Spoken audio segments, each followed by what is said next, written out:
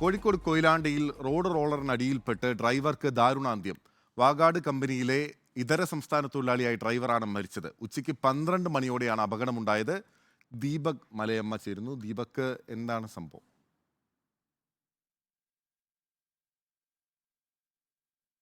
ബിനിൽ, ഇന്ന് ഉച്ചയ്ക്ക് 12 മണിയോടുകൂടിയാണ് അതിദാരുണമായി സംഭവം നടക്കുന്നത്. ഉള്ളിയേരിക്കടുത്ത് ആനവാതിൽ മേഖലയിൽ തോന്നിയാൻ മലയിലേക്ക്, അതൊരു മൺപാതയാണ്, ആ മലയിലേക്ക് പോകുകയായിരുന്ന ഒരു റോഡ് റോളർ അത് മറയുകയായിരുന്നു. അതിനടിയിൽപ്പെട്ട മധ്യപ്രദേശ് സ്വദേശിയായിട്ടുള്ള നരസിംഹപൂർ ദിഹിയ സ്വദേശി മോലിയാണ് മരിച്ചിട്ടുള്ളത്. ഇതര സംസ്ഥാന തൊഴിലാളിയാണ്. അദ്ദേഹത്തെ രക്ഷപ്പെടുത്താനുള്ള ശ്രമത്തിൻ്റെ ഭാഗമായി തന്നെ ഫയർഫോഴ്സ് സംഘം അവിടെ എത്തുകയും പെട്ടെന്ന് തന്നെ ഈ റോഡ് റോളർ മാറ്റാനുള്ള ശ്രമങ്ങൾ നടത്തുകയും ചെയ്തിരുന്നു. പക്ഷേ ഈ വാഹനത്തിൻ്റെ അടിയിൽപ്പെട്ടതുകൊണ്ട് തന്നെ മരണം സംഭവിക്കുകയായിരുന്നു. നേരത്തെ തന്നെ ഈ ദേശീയപാത നിർമ്മാണവുമൊക്കെയായി ബന്ധപ്പെട്ടുകൊണ്ട് വാഗാത് കമ്പനിയുമായി ബന്ധപ്പെട്ട തൊഴിലാളികളൊക്കെ തന്നെ കൂടുതലായി പ്രവർത്തിച്ചു വരുന്ന ഒരു മേഖലയാണ് ഈ പ്രദേശമെന്ന് പറയുന്നത്. അവിടെയാണ് ഇത്തരത്തിൽ ഒരു സംഭവം ഉണ്ടാവുകയും ഈ മോലിയ എന്ന പേരുള്ള ആളുടെ മരണം സംഭവിക്കുകയും ചെയ്തിട്ടുള്ളത്.